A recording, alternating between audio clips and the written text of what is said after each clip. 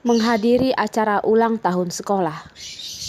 Bab 8. Tidak apa-apa, tubuhku panas. Aku bisa memberikan kehangatan padamu, kata Jen. Ih, tidak mau. Mereka berdua saling menjahili di ranjang. Ponsel di ranjang pun bergetar. Darlene barusan ingin mengambilnya. Jen pun lebih cepat pergi mengambilnya. Kenapa ini nomor asing? Mungkin penipu. Darlene langsung merebut ponselnya dari tangan Jen. Untung dirinya sudah menghafal nomornya Yos dan tidak menyimpannya ke dalam kontak. Tidak apa-apa, matikan saja. Ih, benar-benar tidak menarik, Jen berkata dan pergi mengeringkan rambutnya di kamar. Darlene pun merasa lega. Demi mencegah Jen menyentuh ponselnya, dia pun memblok nomor Yos, bahkan juga menghapus WhatsApp-nya. Dia sudah mengatakan tidak akan bertemu dengan Yos lagi. Tidak akan lagi. Jen yang awalnya ingin tinggal beberapa hari di hotel dan pergi jalan-jalan dengan Darlene. Tapi karena ayahnya menelpon, menyuruhnya pulang. Jadi dia hanya bisa mengatakan pada Darlene kalau dia akan pulang beberapa hari dulu dan akan bertemu dengannya lagi di hari ulang tahun sekolah. Begitu Jen pergi, Darlene pun merasa lega. Dia takut, selalu merasa takut. Takut kalau Jen mengetahui sesuatu dari wajahnya. Demi mencegah Yos datang mencarinya di toko, Darlene pun meminta izin beberapa hari. Tidak pergi kemanapun dan hanya menonton film di apartemennya. Kembali menonton film Dewi Persi Hong Kong dan menonton sampai menangis lagi. Pagi hari di hari ulang tahun sekolah, Darlene melihat kopernya dan merasa ragu. Dan telepon dari Jen pun masuk. Darlene, apakah kamu sudah datang? Aku sudah ada di sekolah nih. Darlene dengan tidak berdaya tertawa. Semalam aku tidur kemalaman. Barusan baru bangun. Tunggu dulu ya. Sebentar lagi aku ke sana. Cepat ya. Sudah ada banyak teman lama yang datang. Oke, baiklah. Saat ini, bukankah dia harus pergi? Perayaan ulang tahun sekolah tentu tidak boleh memakai pakaian musim dingin. Darlene pun mengeluarkan gaun yang tidak tega dipakainya. Setelah berdandan, sekitar jam 10 dia pun buru-buru menyetir mobil ke sekolahnya.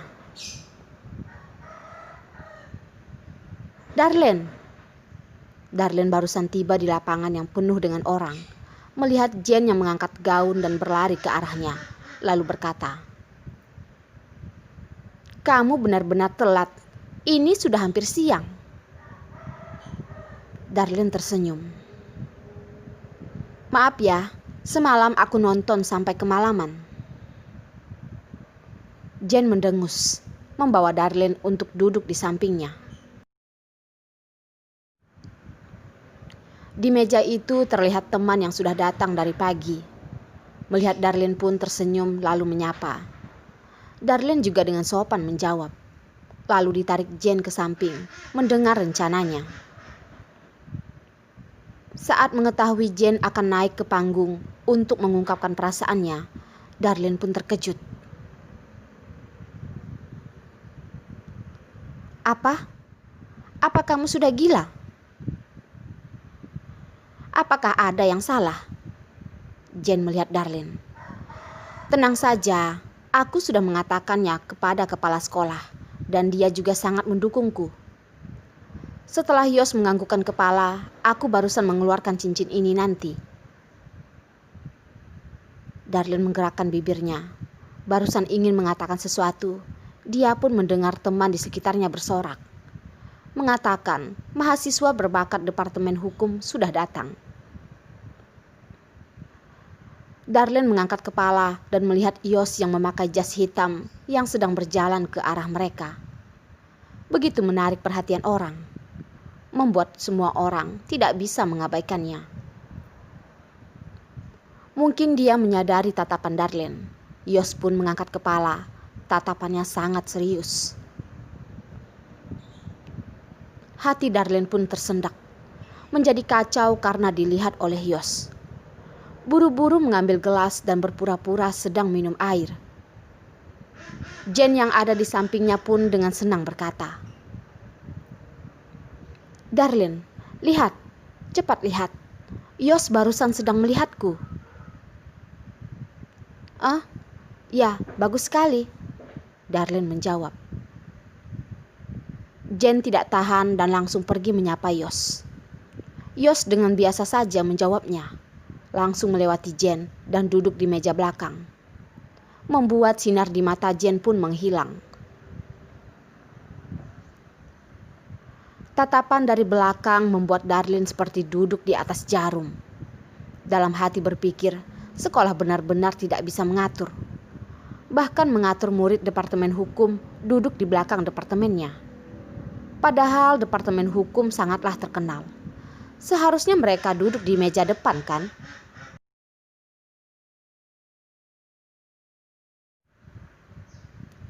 "Darlene, kamu benar-benar tidak ada pacar?"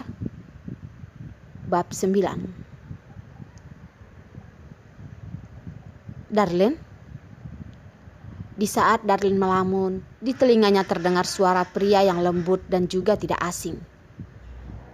Dia masih belum sempat mengangkat kepala melihatnya, dan dia sudah mendengar Jen yang ada di sampingnya dengan terkejut berkata, "Oh Tuhan, Hendrik, bukankah kamu sudah pindah ke Inggris? Kenapa kamu tiba-tiba kembali?" "Kakekku sakit. Aku pulang untuk menjaganya, sekalian menghadiri perayaan ulang tahun sekolah." Darlene memegang cangkir dengan kuat. Setelah sekian lama barusan mengangkat kepala, menyapa pria yang ada di depannya. "Lama tidak bertemu." Hendrik memakai kemeja biru dan jasnya ditaruh di lengannya. Dia terlihat begitu santai. Wajahnya juga tersenyum tipis. Sepasang mata melihat ke arah Darlene. "Ya, sudah lama kita tidak bertemu."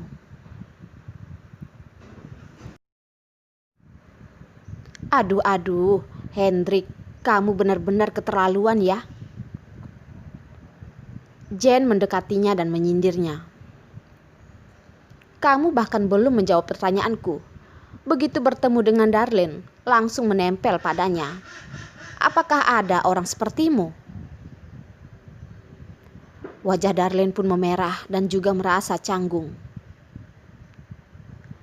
Hendrik dan Yos sama-sama adalah mahasiswa berbakat dari Departemen Hukum.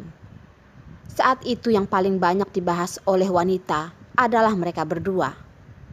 Akhirnya tidak menduga kalau dua pria ini akhirnya jatuh ke tangan wanita dari Departemen Bisnis.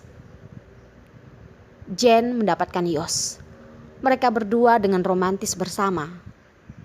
Tapi Darlene malah tidak menerima Hendrik. Saat itu di seluruh otaknya hanya ada Yos. Menghadapi ungkapan cinta Hendrik, dia tentu langsung menolaknya. Hendrik menyadari hal itu dan mengatakan kepadanya, "Kamu menyukai Yos juga tidak ada gunanya. Sekarang dia adalah pacar Jen." Darlene tersenyum dan berkata,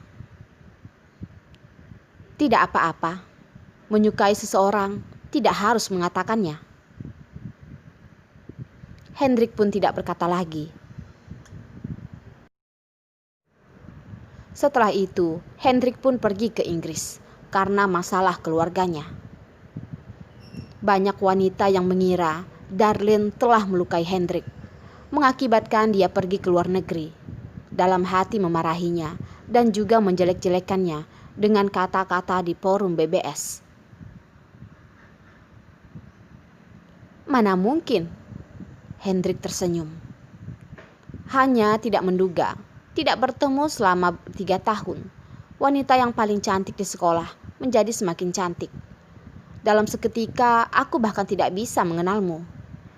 Jangan marah padaku karena hal ini ya. Ucapan Hendrik ini membuat suasana hati Jen semakin baik.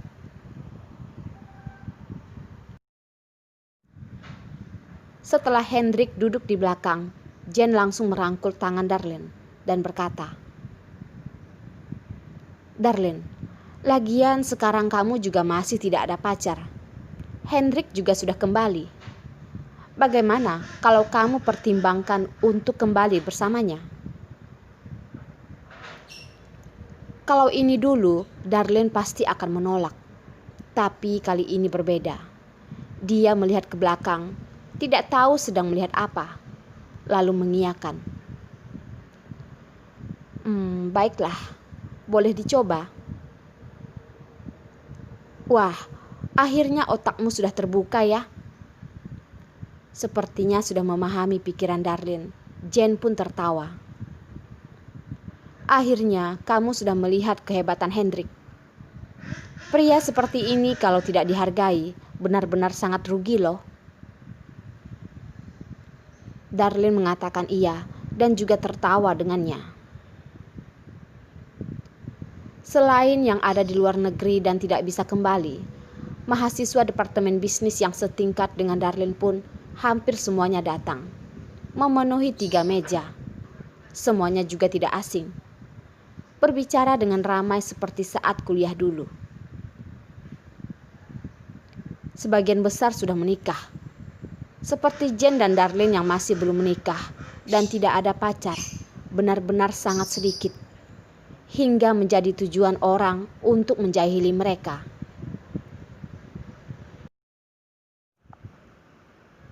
Ada teman yang tiba-tiba berkata, "Darlene, bukannya saat aku membawa putraku ke akuarium, melihatmu bersama dengan seorang pria?" Temannya itu dengan tatapan aneh melihat Darlene, menjahilinya sambil berkata, "Jangan-jangan kamu sudah ada pacar dan tidak ingin memberitahukannya pada kami kan?" "Hah? Benarkah?" Jen melepaskan sumpitnya, melihat ke arah Darlene.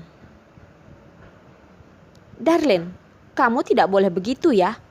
Ada pacar juga tidak ingin mengatakannya pada orang lain.